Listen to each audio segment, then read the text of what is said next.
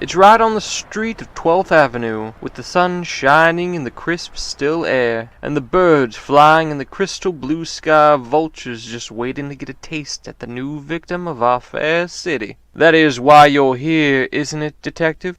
Or did you come to offer a poor man with no luck or home a charitable coin? I suspect as much you'll hear about the case of the man with even poorer luck than me just lying on the ground across the street. That pristine suit of cream has a new healthy coat of asphalt and blood, while he's playing a staring contest with the buzzards. Rough stuff to find a man just lying in the street in the middle of the day. Liable to make someone lose their appetite. Not too good for the kiddos either. You hear all that talk about war and death overseas, but no one ever thinks it might be their neighbor. Or a husband. Of course, Inspector, I know why you're here. Of course, I've seen it all. That's the way things work in this city. That's how the story's gotta play out. Somebody's gotta see something.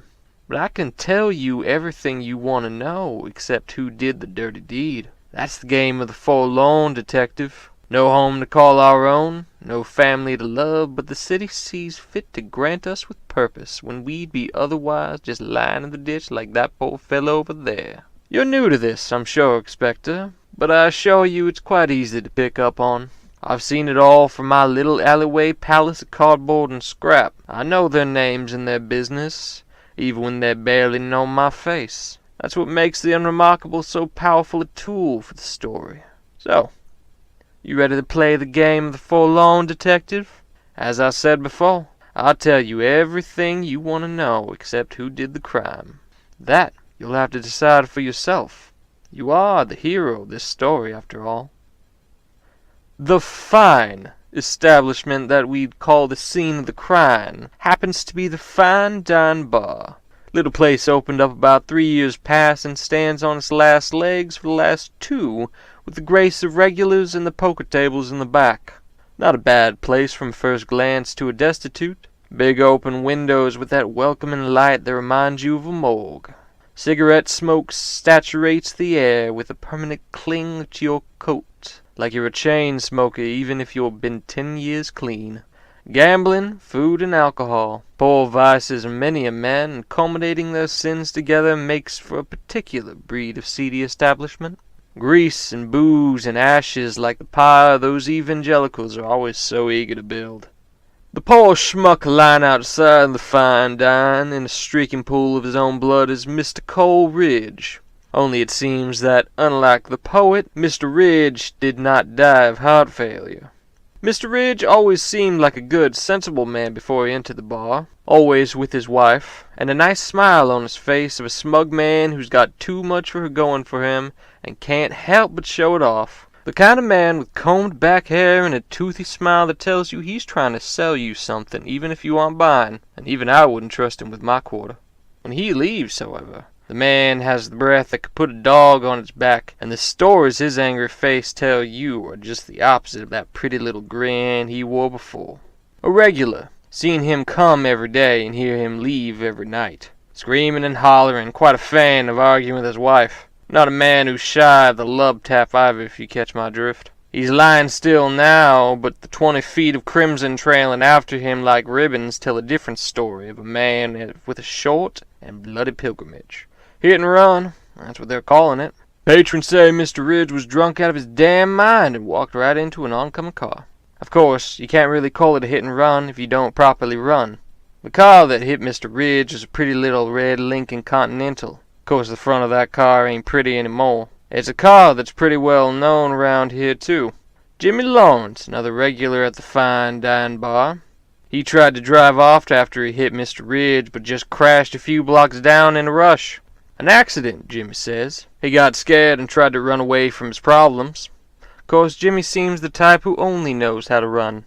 Young men like him don't visit bars all by themselves regularly unless they've got some hard problems.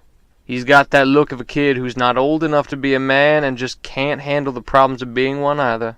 So when Jimmy says it was an accident, he might be telling the truth. But what he won't say is he's been on tough times, and he's got a history of bullies. Yeah, that boy's had problems with people roughing him up. Maybe it started with his pa or some punks at school. But when Mr. Ridge got drunk, he got angry. And oh, the regulars at the fine dine all know each other pretty well. So when he wasn't taking out his anger and trading words with Mrs. Ridge, he was throwing them at Jimmy there. Poor boy just takes it with quiet resolve, never standing up for himself and never leaving. Always coming back even when he's had his full of it. Ain't nobody puts up with that kind of abuse from a stranger who ain't already got a history of it. This isn't some new development either, detective. It's a slow boil that gets worse and worse with the sloshing advice of alcohol and the clang of music in the air. Might have been happening for months now, but even a boy like Jimmy's got to have a point when the boiling water's gonna overflow. What happens then? Who can say? So, was it an accident as Jimmy was trying to leave for home? Or did Jimmy Lawrence finally see an opportune moment to finally get his payback? And what about Miss Diana Ridge? Let me tell you, detective, that's a marriage made in heaven, but even the devil was made there.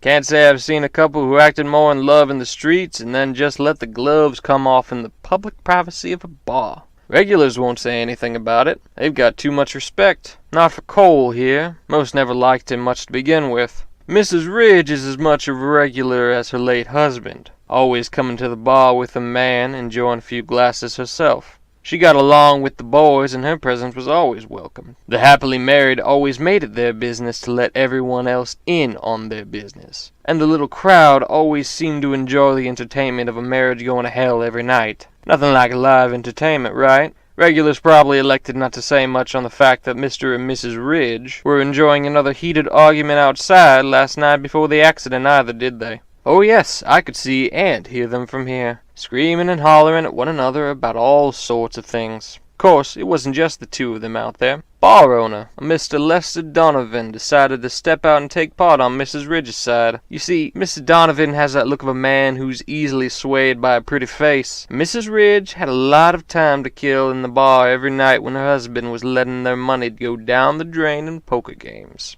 They were quite the friends. Oh, and you should see the way he made her smile. Ridge didn't like that much. Not at all.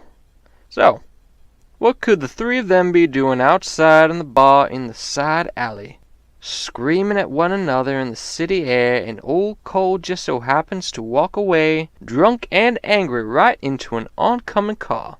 Not far from a stretch to say that maybe one of them gave old Cole here a helping hand, wouldn't you say? And what about the body? Mostly just blunt force trauma and skidding across the street like a runny egg, but there's a nice little puncture wound in Mr. Cole's chest. Of course, Jimmy's Lincoln had a shiny hood ornament at the front of the car, now plastered with Miss Ridge's blood. But you think that might have been the thing to do him in? In the alleyway behind the bar, you'll find an old carving knife from the kitchen covered in blood thrown in one of the trash bins. Who's to say that wasn't Cole's blood, but that might very well be the blood of freshly cut swine from the bar's menu, and a knife that just conveniently needed to be thrown out for too much use. Mr. Donovan and Mrs. Ridge might have had perfect opportunity to take the knife from the kitchen, or neither of them did. Nobody's telling anything save what's on the report, but the ending of the story is all up to you, detective, and what you decide.